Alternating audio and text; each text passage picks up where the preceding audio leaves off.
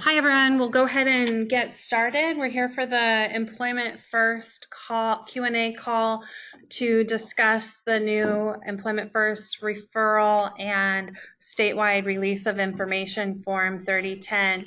As far as introductions, this is Allison Enriquez with the Office of Developmental Disability Services, and in the room with me we have Ann Belzell, Vocational Rehabilitation. Robin Brandt, Vocational Rehabilitation. And we're looking at this webinar largely as an opportunity for people to call in with questions that they might have, so we can put together some additional guidance and information as we go forward.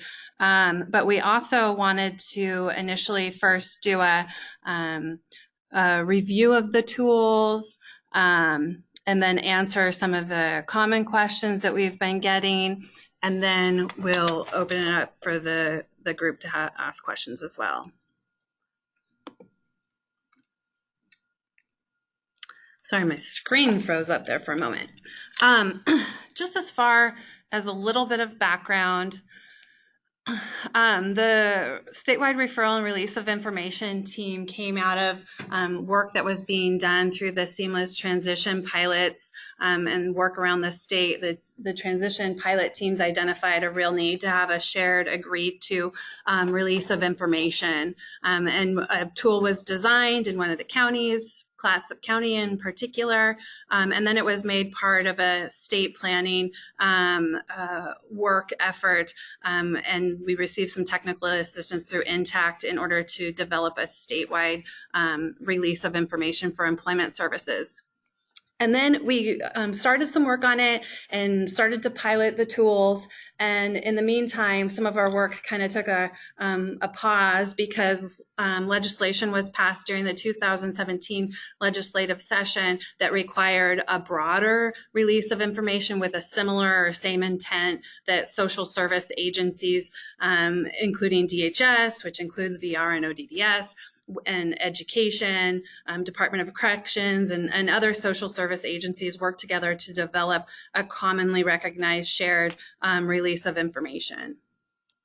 And so that Employment First effort was very similar, the same to the legislative intent for having a statewide release of information to help coordinate where there's multidisciplinary teams that are working together to provide services for people, that the person could just decide up front, I'm fine with this entire team sharing information about me for helping me with a common or similar goal. The goal is to expedite the delivery of employment services for people and decrease duplication of their work and filling out forms and doing redundant services, and then also reduce the redundancy that service coordinators, personal agents, and counselors and providers have when they're constantly trying and working to follow up to gather information.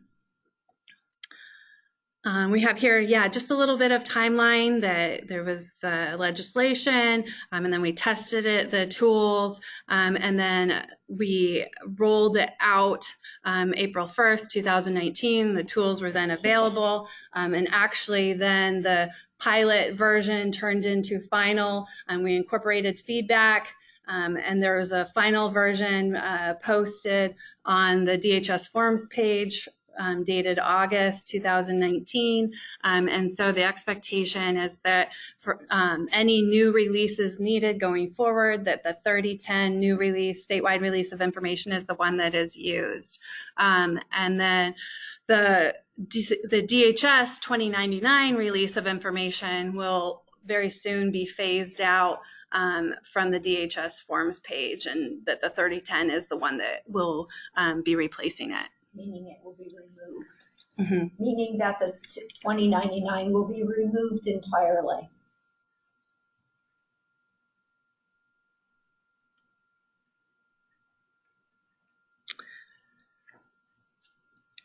And so here's just a slide that kind of shows how this might be particularly valuable.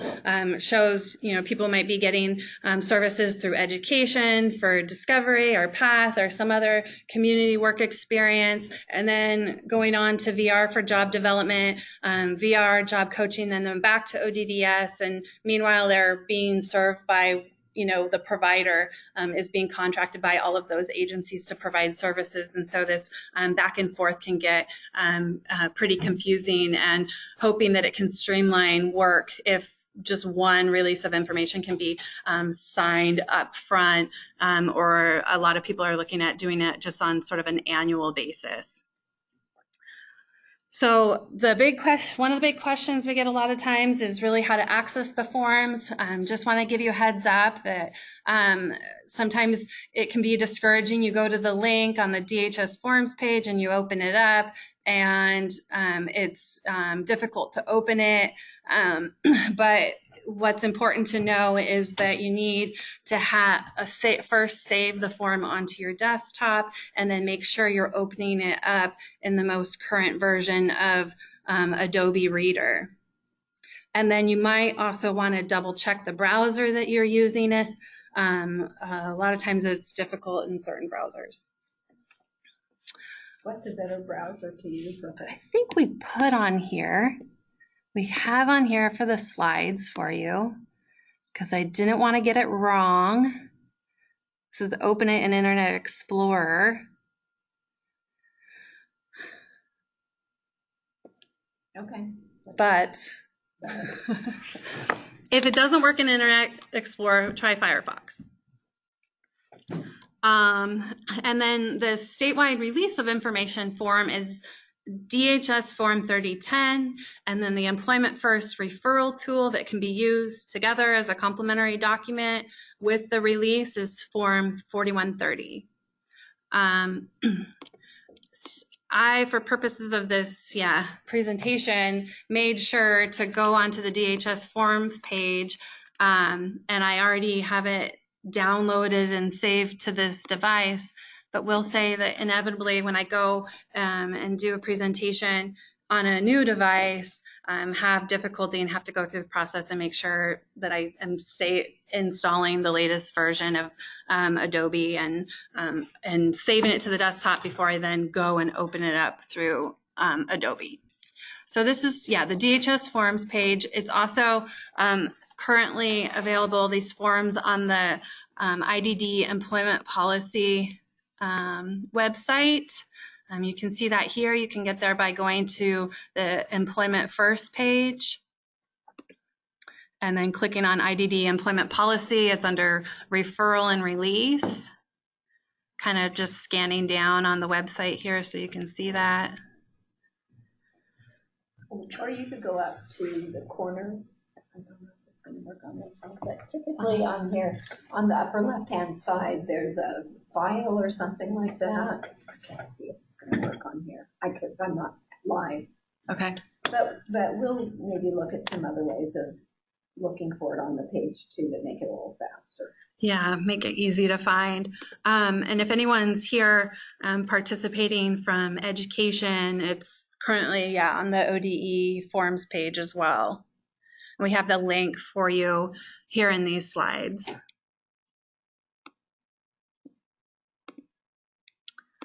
Now, Allison, if you're using the 3010, it doesn't require that you open the Employment First referral if it's not appropriate, right? Correct. Yeah. And so there was some conversation about should it be, one form or two forms, and we kept they're separate, and there might be a reason why, depending on the circumstances, that you're only doing the release of information, and doing the referral would be pretty redundant. And that's probably true, for a lot of VR counselors, that you've already received a referral, you're sitting down with the person and completing a release of information. But part of the goal in having these roll out together was that a person, especially through school, could get a referral to both VR and DD simultaneously, and you're identifying, the employment-related documents, and the person could just up front decide, I agree to having this team share information about me for the purposes of employment services.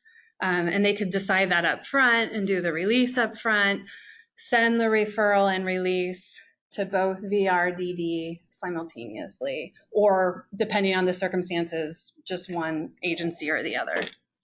Yeah. And so what a lot of people like about some of the features of the referral tool is it has this sort of catalog of employment information that you could identify the existing documents. It kind of indicates in here that that this is the information that is going to be shared as part of an employment referral. And then, of course, like the person's contact information, the scope of the request, you'd want to say something like VR and ODDS employment services. And then you could identify which documents exist now at the time of the referral, so that when that information's sent over, people know then what information to look for or follow up on. And so, yeah, it may be that you're only using the release of information, but you can use these documents together. But then the 3010 is the release of information. And just to kind of go over some of the highlights, key features, what people do like about this. Yes, it's a release of information, but a lot of people have said that they really like that, they spend so much time trying to identify who's on the person's employment team. And this is a good place to look of who all is supporting the person with employment services. So it helps identify the team right away. Mm-hmm.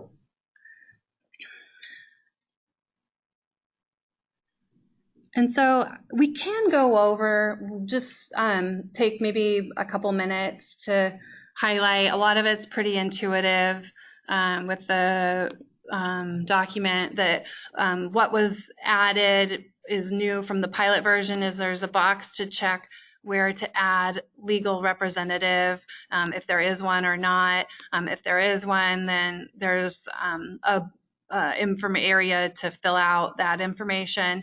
And then there's also still maintained a spot for the person to sign, even if they are having another legal representative also signing. And then the other big change, we got feedback on needing to improve the readability of the document and made some improvements, particularly to these sections on releasing to and releasing from. What you could you have a releasing to agency and releasing from agency, and then you can add in multiple releasing agencies as well. And then it says there's a purpose, so probably want to be a little bit specific about for employment services. And then another key feature that a lot of people like is this drop down, that it's not just a release of information and then you're left wondering, well, what information, because I have a huge stack of documents. It allows you to be more specific about what information is needed. And then each agency added in some of their most common documents that are shared. You can certainly add in other ones, type over, and we can also add to this list of documents. If there's something else that's commonly shared, we can add in other information. The important thing about this, though, is that to get that drop down to populate, you do need to click on, for example, like ODDS, and then you might put in Marion County CDDP, and it'll have then the documents populated there. But if you don't initially click on the agency, then the common documents won't populate or pop up. So you can't go out of order on the form and use it the way that you just suggested. If you don't select the agency, the program, then it's not going to, and I'm just Correct. reiterating what Yeah. you said, but Yeah. sometimes we go out of order. Yeah. And it won't work properly. Yeah, exactly. And you know, you can just print these off blank and hand complete them too, or you can add in some of this information ahead of time and then print it off. I know some people too are using it as templates that they might have commonly ways that it's used, automatically populated. And so there's releasing to, let's see, date of records. A lot of people select most recent contact information for that agency. Date of expiration. Most people are choosing to just revisit this on an annual basis, but others we've heard there might be, you can also do an expiration date. Some people, or of an event, and some people have thought about just doing closure through VR, something along those lines, but we're finding that most people are wanting to just do it on an annual basis. There's the common box for specifically calling out specially protected information. And then there's also this box, we get a lot of questions about this, of is there any specific information not to release? And so this is kind of, at least with ODDS services, where we, to give the person an opportunity to make an informed choice about sharing their information. This is kind of more, if it's not relevant or necessary for services, then, you know, it's not shared. But if there's something that's relevant or necessary for employment services, this might be where the case manager indicates there's information that is relevant that the person doesn't want to share. And then once the referral happens and the person gets to, you know, where they're going, either the VR counselor or their provider, the VR counselor or provider can look at this and say, hey, it looks like there's some relevant information, you know, let's talk about this and why it might be important for employment services. And they can have that conversation, and the person can have another opportunity to make a decision about whether or not they want to go ahead and share and release that information. Or if they decide not, then, you know, ultimately the provider can make a decision about whether they're able to meet the person's support needs. But this is my understanding, it's a very rare occurrence if this happens. So you want to stop and see if anybody has any questions? I don't see any typed in here, and I don't see any hands up, but I do realize I might need to take you guys off mute in order for this to happen. well, they can raise their hands too. Yeah, if anyone has any questions, please be sure to raise your hand or type it into the chat box. I'm gonna take just a quick look. I don't see any right now, but certainly feel free to put your questions into the chat box.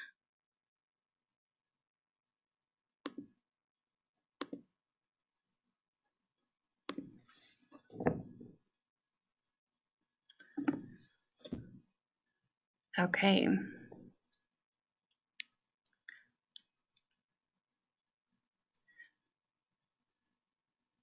So the other, I think, last important thing on the form that I wanted to cover specifically is on this mutual exchange tab. This, yeah, there's a lot of, this is very similar to the 2099. The mutual exchange is another way that the 3010 is similar to the 2099 that allows this back and forth sharing information so that multiple entities can share just back and forth.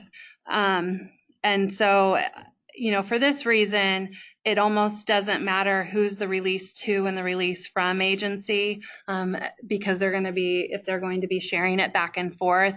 I think intuitively, probably the agency that's supporting a person to fill this out will want to have themselves in this first box of releasing to. And so probably as VR, you know, you're going to be the ones initially receiving a lot of information from DD and or education. So it would be intuitive to make you that releasing to entity. If you're intuitively thinking I'm the agency that's going to be sending information, yeah, you're going to be the releasing from. And I'm hopeful that, yeah, I think these terms are a lot more intuitive and clear than the original pilot version. I think there was causing a lot of confusion around the terms that were being referred to here, but I think that's pretty intuitive. So that is it with the forms themselves. We just have a couple of common FAQs that we were going to cover for the presentation itself. And that was whether or not the first question being, are these tools required? And if we're not saying always when a referral release of information more particularly is required, but if a release of information is needed for purposes of interagency sharing information for service delivery, then the expectation is that the agencies are using the DHS 3010 form for new releases going forward. The ones that are already in place are still effective until a new release is needed. But this doesn't necessarily apply to non-state, non-social service agencies like healthcare providers, where you might be getting documentation for determining someone eligible for services. We have found that a lot of the healthcare providers that accepted the 2099 are also accepting the 3010, and a lot of those that want you to use their own release form are continuing to want you to use their own release form. If there are questions or concerns about whether or not the 3010 meets requirements related to HIPAA or FERPA, we definitely would like people to direct those concerns our way. You can either send an email to Robin or the ODDS Employment First email box, just because we do want to see where there are questions or concerns, but we are finding that a lot of people are very happy, especially with the new changes with the 3010 form.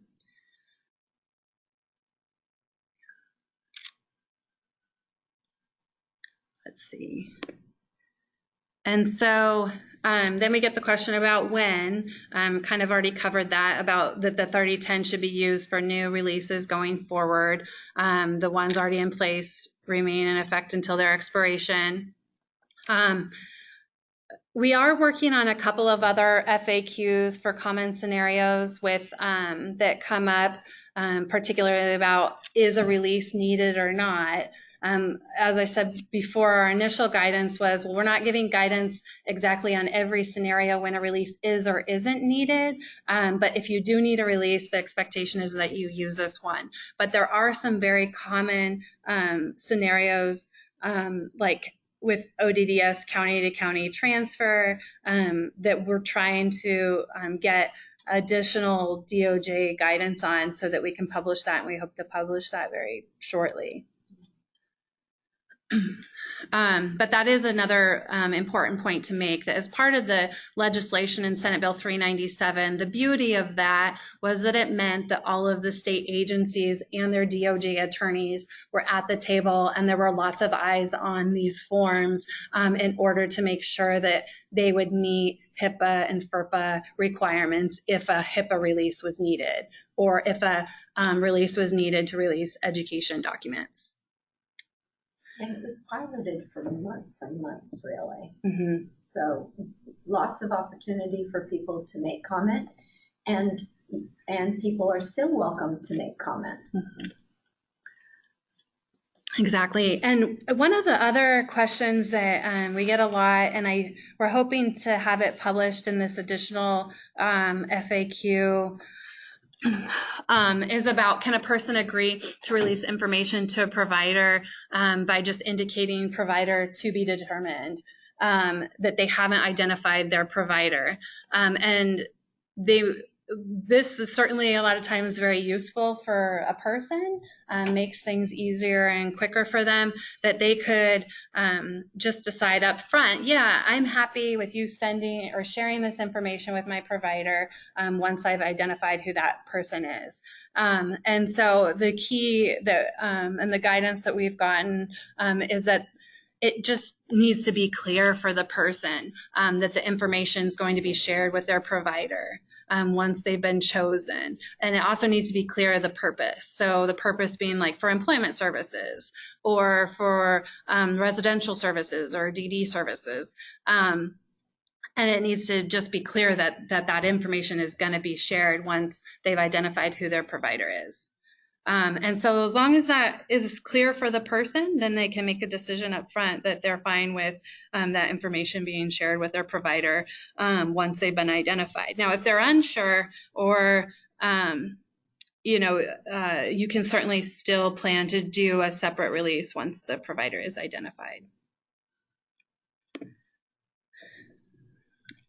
Any other, I guess, another call out for questions?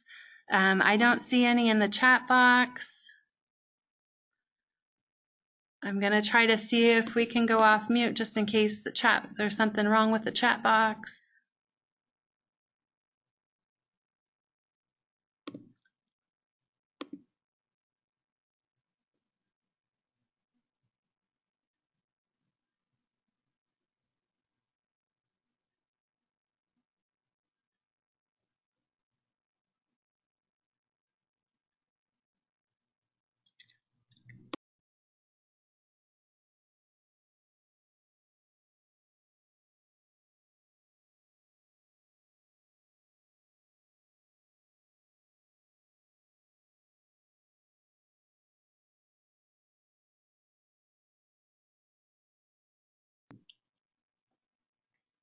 Well, I would suggest that they probably write something in the questions box below.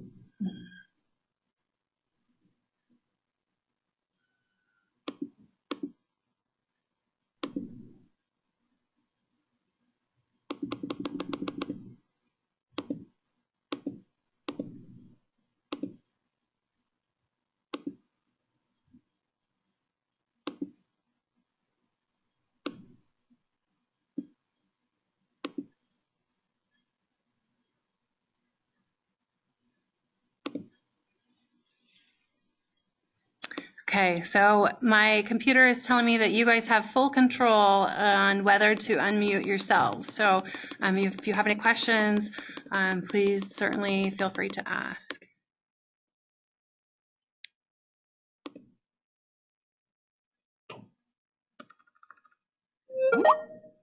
Oh, there's somebody. No. Or just go ahead and you can put them in the chat box, or you can also send us an email if you'd prefer to later. Got an IM. Nope. But if not, then we'll just go ahead and wrap up with that. For more information, here's the email address. And then here's also just letting you know where other employment-specific resources are. There's a worker guide on the ODDS IDD employment policy page. We have an older webinar that includes the pilot tools, but it answers some of the questions, and we're going to get an updated version on there soon with the current tools. So there'll be a webinar on there that will hopefully be about 10 minutes or so, and then you can certainly always contact regional specialists if you want additional technical assistance or have questions. And I guess with that, maybe I'll just wait another 10 seconds and see if any questions come in.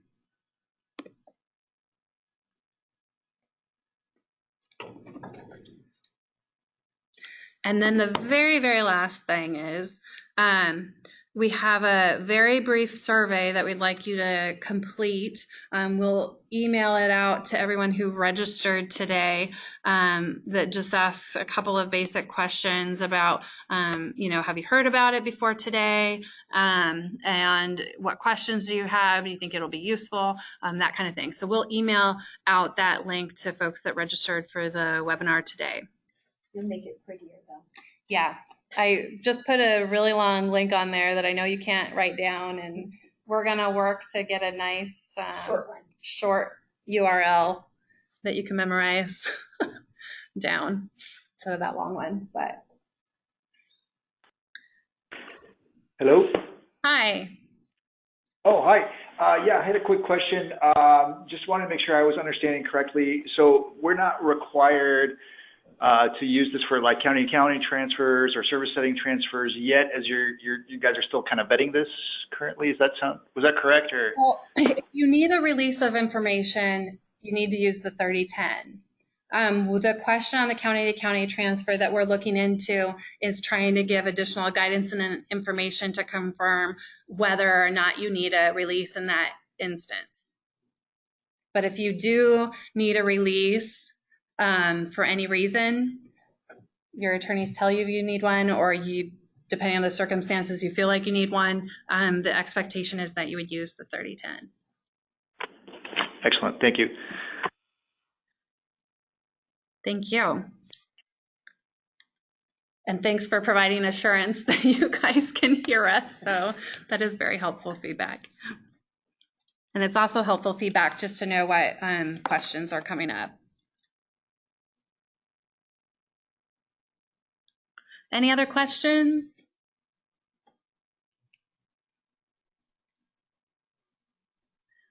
Well, everyone, certainly thank you very much for your time. It looks like we had about 35 people on today's webinar.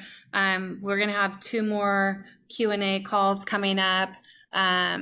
You know, if other folks have questions that come up as you start to use it, certainly call in, or you can send questions to the email addresses that we've provided. So thank you. Oh, sorry, one more question. Hello? Yeah, hello, go ahead.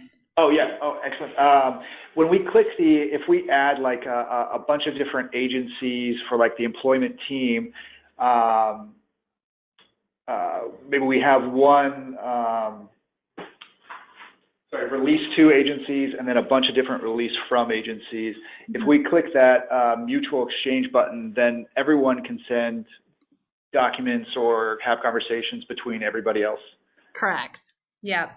Gotcha. Okay. And exactly, it'll be back and forth. Correct. Okay. Not just between the release to and release from, but everybody else on the release from that can also communicate with each other. Yeah, correct. And that is another, we'll add that to, it is a question that we definitely vetted, but I think we need to publish to make it clear that that allows that interagency sort of a 3-way.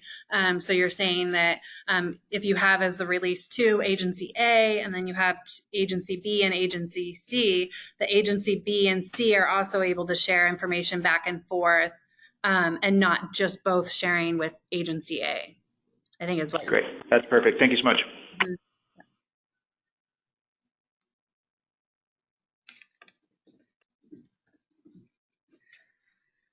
Any other questions?